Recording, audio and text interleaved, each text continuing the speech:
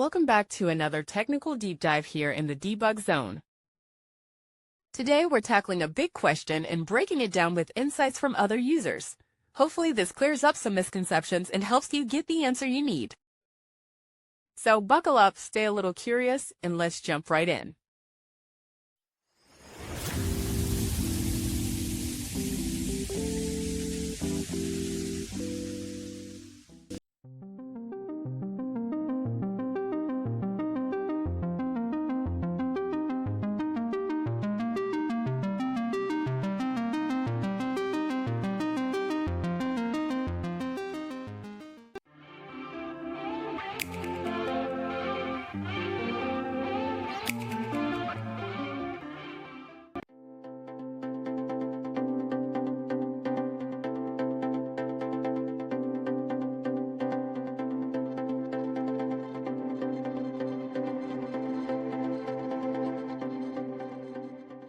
And that's a wrap.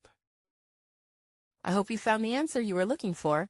If you did, take a second to hit that subscribe button. It really helps out.